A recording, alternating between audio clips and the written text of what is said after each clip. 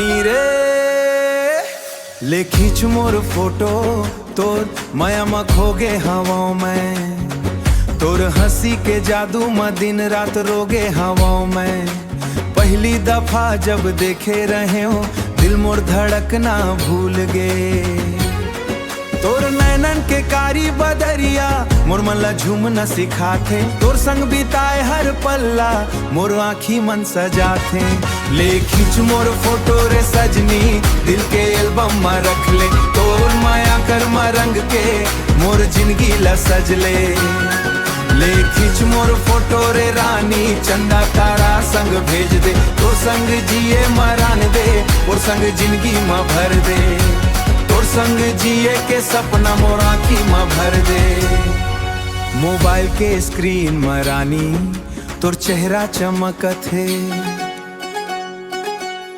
रात रात भर तोर फोटो दिल मोर निहारत है। अहे व्हाट्सएप के डीपी में रानी तोर आँखी में रानी, फेसबुक और इंस्टा भर में तोर माया फैलाए हवा। जब तय दूर चले जाथस दिल मोर घबराए लागे, तोर एक मैसेज बर रानी मन मोर तरसाए लागे। यो भिमाल स्टाइल तोर फोटो ला देख के दिल मोर उड़त है, तोर माया के सागर में मन मोर डूबत है। सेल्फी में संग संगन दुनिया ला भुला देबो, हाथ में हाथ धर के रानी वो सपना सजा देबो,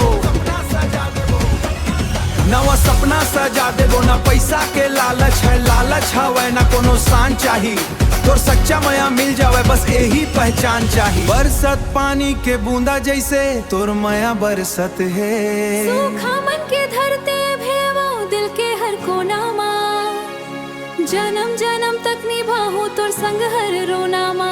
तोर माया के मीठा बोली हर पल मोला भाई, तोर बर सज थो तोर बर मुस्कात हो, तोर नाव ले हर रोज भगवान ला मनात हो।